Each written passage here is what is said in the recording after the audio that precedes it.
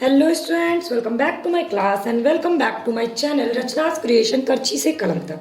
तो आज का टॉपिक बड़ा ही अजीब लग रहा होगा आपको पढ़ने में, भारत में बच्चे। अब ये क्या पढ़ाने वाली हूँ मैं भारत में बच्चों से संबंधित।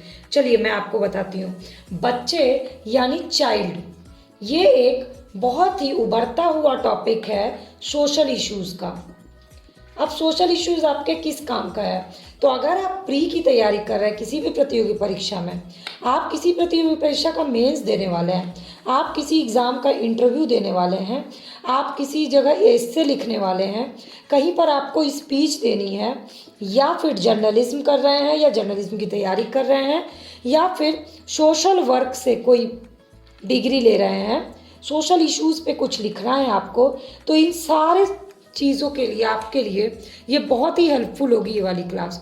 और इससे पहले मैंने सोशल इश्यूज़ की और भी क्लासेस ली हुई हैं, उसको भी आप देख सकते हो। ऑलमोस्ट 10 क्लासेस मैंने इससे पहले ली हैं, उसकी वीडियो की लिंक है, आप मेरे प्लेलिस्ट पे जा कर के देख सकते हैं। तो चलिए शुरू करते हैं। आज हम भारत में बच्चों की कंडीशन पर एक पूरा क्लास, और मैं आपको ये पूरी क्लास कीवर्ड्स के थ्रू लूँगी, क्योंकि मेरा टारगेट बहुत ज़्यादा डिटेल में पढ़ाना नहीं होता है, क्योंकि उससे क्या होता है आपका सेल्फ थॉट नहीं विकसित होता है।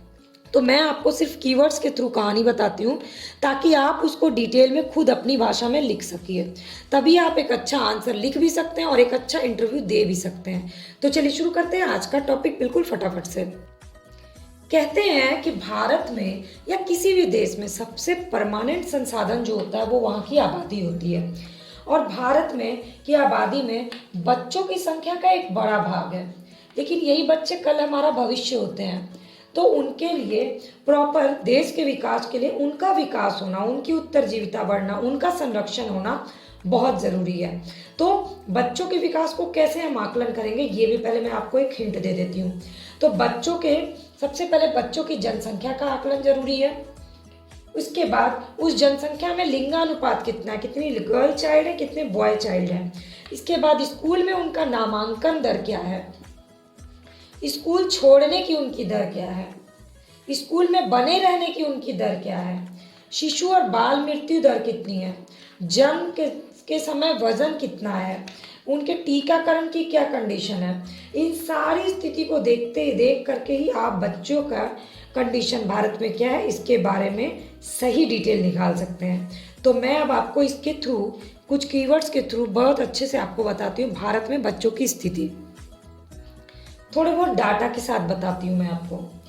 तो भारत में जो है ना 1 बिलियन जनसंख्या ऑलमोस्ट इससे 2001 में हो चुकी थी, और विश्व में बच्चों की संख्या भारत में अधिकतम है। अब आप सोचिए कि भारत में विश्व के बच्चों की संख्या सबसे ज़्यादा है, लेकिन भारत में जो बजट बनता है उसमें 10% से भी कम धनराशि बच्चों के लिए आवंटित की जाती है। तो बच्चों के संरक्षण की ज़रूरत कितनी ज़्यादा है यहाँ पर।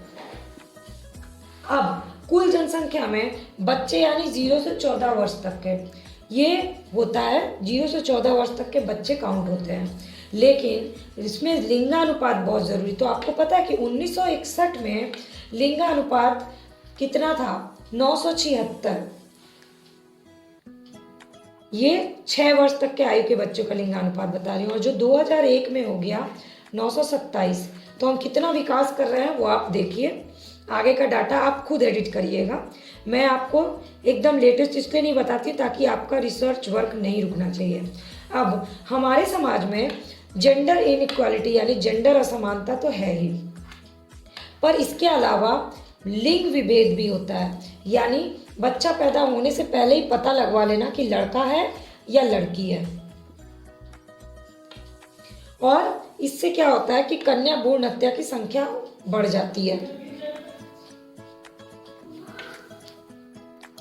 हालांकि 1994 में, ये थोड़े से आपको डाटा लग रहे होंगे, लेकिन इन डाटास के साथ अगर आप लिखते हैं ना तो आपको बहुत अच्छे नंबर मिलेंगे। तो 1994 में प्रसव पूर्व निदान तकनीक, ये लिंग निर्धारण पर इस पर पाबंदी लगाई गई, लेकिन तब भी हमारे समाज में पुत्र अधिमान्यता एक शब्द है, मतलब पुत्र का इतना ज़्यादा मान्यता है कि ये चीज़ें लोग करते ही करते हैं, और महिलाओं की भी ऐसी इच्छा होती है, ऐसा नहीं कि सिर्फ पुरुषों की इच्छा होती है। तो ये एक हो गया आपका भारत की जनसंख्या, और उसमें लिंगानुपात कितना है, ये पहला एस्पेक्ट आप ये दीजिएगा। अब इसके आगे क्या है, बाल विवाह। तो हमारे समाज में अभी भी बाल विवाह है, सभी को पता है। तो राष्ट्रीय परिवार स्वास्थ्य सर्वेक्षण, तो राष्ट्रीय परिवार स्वास्थ्य सर्वेक्षण में 18 से 29 वर्ष की आयु वर्ग की महिलाओं से उनके विवाह की जब आयु पूछी गई तो पता चला कि 18 वर्ष से पहले ही उनकी शादी हो गई थी। यानी भारत में बाल विवाह की प्रथा की परसेंटेज अभी भी बहुत ज़्यादा है। हालांकि शहरों के मतलब अलग अलग राज्यों में इसका क्रम अलग अलग है। जहाँ पे एजुकेशन ज़्यादा है वहाँ पे इसकी संख्या कम है। तो आप एक एस्पेक्ट क्या लिखिएगा, बाल विवाह। अब हम चलते हैं शिक्षा यानी साक्षरता की तरफ। तो शिक्षा जो होती है ना, वो समाज के विकास में महत्वपूर्ण भूमिका निभाती है, आपको पता है। और एक व्यक्ति की खुशहाली के लिए अनिवार्य शिक्षा जरूर होनी चाहिए, तभी वहाँ का वातावरण बढ़िया बन सकता है। तो जनगणना के अनुसार 65% जनसंख्या साक्षर थी, ये 2001 में। तो शिक्षा के लिए ही विकास सूची बनाना जरूरी है। और बच्चों की शिक्षा, भारत में बच्चों की शिक्षा के लिए कैसे पता चलेगा, तो बच्चे कितने आते हैं, एडमिशन कितना है, स्कूल कितने आते हैं, स्कूल छोड़ के कितना गए, टोटल नामांकन कितना है, इन सारी चीज़ों के बाद ही हम शिक्षा का पता लगा सकते हैं कि शिक्षा का स्तर क्या है बच्चों के उसमें। तो इसमें क्या क्या हुआ, स्कूल छोड़ने वाले बच्चे, तो गाँव में स्कूल छोड़ने वाले बच्चों की संख्या ज़्यादा है, पहला। इसके बाद अगला टॉपिक आता है हमारा बाल श्रम। जैसे कि मिड डे मील शुरू किया गया तो स्कूल आने वाले लोगों की संख्या, बच्चों की संख्या सही हुई, क्योंकि खाना उनकी ज़रूरत थी। यानी यहाँ ऐसे बच्चे आते थे जो खाने के लिए आते थे, यानी वो बाल श्रम करते थे और उन्हें उनके परिवार में इतनी इनकम नहीं थी तो ज़रूर वो बाल श्रम करते होंगे। तो अगला टॉपिक हमारा आता है बाल श्रम। बचपन में जब बच्चे अपना बचपन खो करके काम करना शुरू करते तो उसको बोलते हैं बाल श्रम, जिससे उनके स्वास्थ्य पे, उनकी शिक्षा पे, उनके समग्र उत्तरजीविता यानी उनके पूरे जीवन पे प्रभाव पड़ता है और उनका बचपन नष्ट हो जाता है। तो इस आंकड़ों के हिसाब से अगर आंकड़ों पे देखा जाए तो भारत में बाल श्रम करने वाले बच्चों की संख्या भी अच्छी खासी है। ऑलमोस्ट 17 मिलियन बाल श्रमिक हैं भारत में। अब आप सोच लीजिए, मतलब बाल श्रमिकों की संख्या 100 मिलियन तक है, ये तो पहले का हुआ है, पर 1999 में ये महसूस कर लिया गया था शासकीय अनुमान से कि 17 मिलियन जो है बाल श्रमिक हैं। अब इसके बाद आता है उनका स्वास्थ्य और पोषण। तो विश्व स्वास्थ्य संगठन के हिसाब से शारीरिक, मानसिक, सामाजिक तंदुरुस्ती, तीनों तंदुरुस्ती मिला के ही कोई बच्चा स्वस्थ माना जाएगा। मतलब उसकी शिशु मृत्यु दर पता करना होगा, कितने मैक्सिमम कितने साल तक स्वस्थ जीता है, सुधरी हुई उसकी स्वच्छता कितनी है, जन्म कैसे परिवार में हुआ, मातृ मृत्यु दर कितनी है। इन सब के हिसाब से शिशु की बाल मृत्यु दर और इन सबको काउंट करते हुए ही हमें भारत में बच्चों की कंडीशन के बारे में पता चल सकता है। इसमें भी हर राज्य का अलग अलग क्रम है, अलग अलग नंबरिंग किया हुआ है एजुकेशन के हिसाब से, और अलग अलग धर्मों में भी शिशु मृत्यु दर का अलग अलग डाटा है। अब अगला आता है प्रतिरक्षण। थोड़ा भारी शब्द है तो आसान बना देती हूँ। प्रतिरक्षण मतलब टीकाकरण। तो तपेदिक, डिप्थीरिया, काली खांसी, टिटनस, पोलियो, बच्चे की मृत्यु को कम करने के लिए बहुत महत्वपूर्ण है ये टीकाकरण। और भारत में कहा जाता है BCG।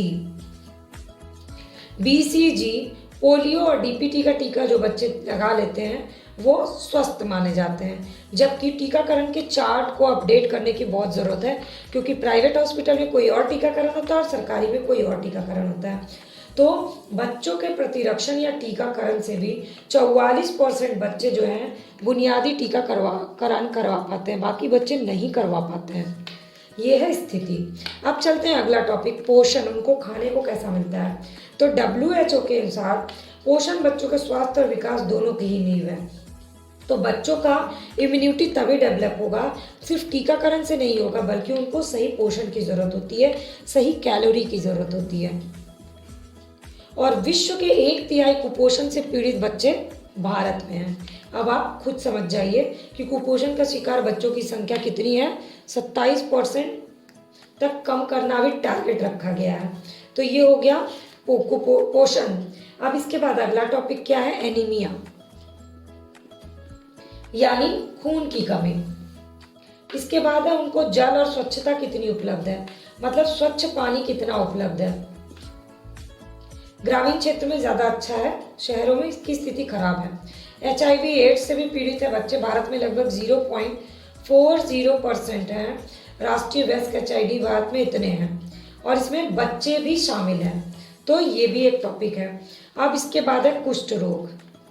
तो इन सारे एस्पेक्ट से आपको भारत में बच्चों की कंडीशन बतानी है। तो भारत में बच्चा आबादी अधिक है, जिससे बाल केंद्रित नीति और कार्यक्रम पे जोर देने की जरूरत है। ठीक है, तो कन्या और लड़का बच्चा जो है ना, उसमें भेदभाव किए बिना ही जन्म से ही इसको भेदभाव को खत्म करने की जरूरत है, तभी जो है ना हम अच्छा भविष्य बना सकते हैं। तो अभी तो हमने देखा भारत में बच्चों की कंडीशन। अब उसमें हम अगली क्लास में बच्चों से रिलेटेड अगला टॉपिक करेंगे कि किस संकटपूर्ण स्थिति में भारत में बच्चे हैं। वो सोशल इशू का और भी इम्पोर्टेंट टॉपिक है। अगर आपको ये वीडियो अच्छी लगी होगी तो लाइक, कमेंट और शेयर करिएगा। चैनल के सब्सक्राइब बटन को क्लिक करके बेल आइकन को प्रेस कर लीजिएगा और मेरे चैनल के प्लेलिस्ट को ज़रूर विजिट करिएगा, क्योंकि उसमें आपको मिलेगी ढेर सारी वीडियो अपडेट, वो भी फ्री ऑफ कॉस्ट और ढेर सारी जानकारी भरी